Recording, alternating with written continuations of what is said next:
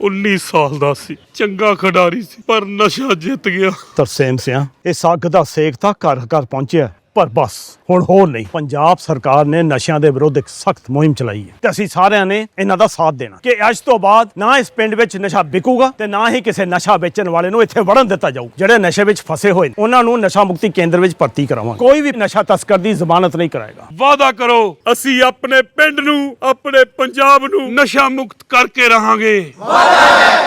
हम अमन चाहते हैं मगर जुल्म के खिलाफ गर जंग लाजमी है तो फिर जंग ही सही।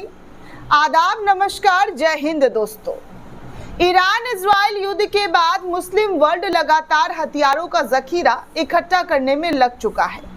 एक तरफ एक के बाद एक मुस्लिम देशों के रक्षा समझौते और बड़ी तादादों में हथियारों के जखीरों का बड़ा तादाद बढ़ाने की खबरें लगातार निकलकर सामने आ रही है, तो दूसरी तरफ ईरान और तुर्की युद्ध स्तर पर लगातार अपनी तैयारियों में इजाफा करते हुए नजर आ रहे हैं।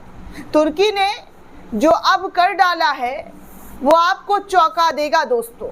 आप भी चौंक जाएंगे कि तुर्की आखिर करना क्या चाहता है। अमेरिका से 3 गुना आगे निकल चुका है तुर्की ने दुनिया के सामने एक ऐसा बम पेश किया है जो बेहद खतरनाक है, बेहद खतरनाक। इससे पहले ऐसा सबसे खतरनाक बम सिर्फ और सिर्फ अमेरिका के पास था, जिसका नाम था अमेरिका MK-84। लेकिन तुर्की के जरिए बनाया गया ये नया बम अमेरिकी बम से 3 गुना ज्यादा विनाशकारी खतरनाक है। इस बम की पूरी दुनिया में चर्चा हो रही है, चारों तरफ चर्चा हो रही है।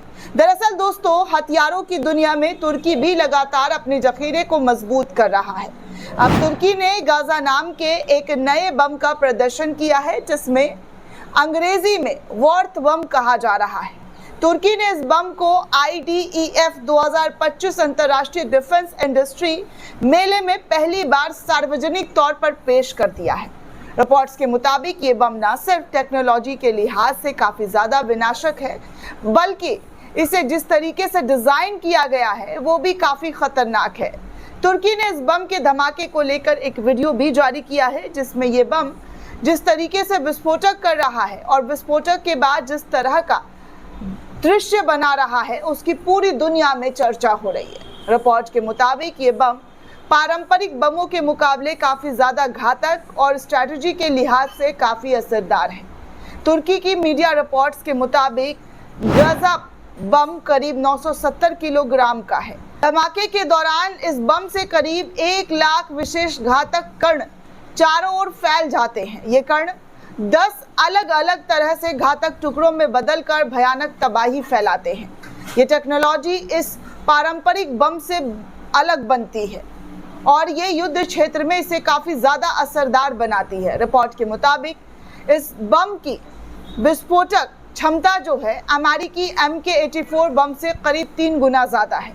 अमेरिका MK-84 बम का दर्शकों से नाटो और पश्चिमी देशों की सेनाओं की तरफ से इस्तेमाल किया जा रहा है। वहीं गाजा उसी प्लेटफॉर्म पर आधारित होते हुए भी कणों की संख्या, विस्फोटकों की तीव्रता और विशालायक क्षेत्र में फैलाव के मामले में काफी ज्यादा एडवांस माना जाता है। माना जा रहा है कि इस बम से तुर्की अपनी आधुनिक युद्ध रणनीति में बड़ी बढ़त हासिल कर सकता है, खासकर ऐसे वर्ग में जहां सटीक हमला करने के साथ साथ जबरदस्त प्रभाव भी हासिल करना लक्ष्य हो। गाजा बम सिर्फ हथियार नहीं है, बल्कि तुर्की की डिफेंस इंडस्ट्री के लिए एक क्रांति है। यह हथियारों के मामले में तुर्की की बढ़ती आत्मनिर्भरता को प्रदर्शित करता है। पिछले कुछ सालों में तुर्की ने अपने घरेलू हथियार इंडस्ट्री को तेजी से आगे बढ़ाया है। गाजा बम भी इसी दिशा में एक बड़ा कदम है। इसमें तुर्की की विदेशी देशों पर निर्भरता और कम हो जाएगी और देश की सामरिक ताकत में बड़ा इजाफा देखने सुनने को मिल सकता है। अब ऐसे में इस बम को लेकर लगातार चर्चा चल रही है कि आखिर तुर्की इस तरीके की हथियार को बनाकर पूरी दुनिया को क्या चेतावनी देने वाला है। पूरी दुनिया में इस बम पर क्या असर होगा, आप इसकी क्षमता को समझकर, जानकर समझ ही गए होंगे कि कितना खतरनाक बम तुर्की के जरिए बनाया गया है।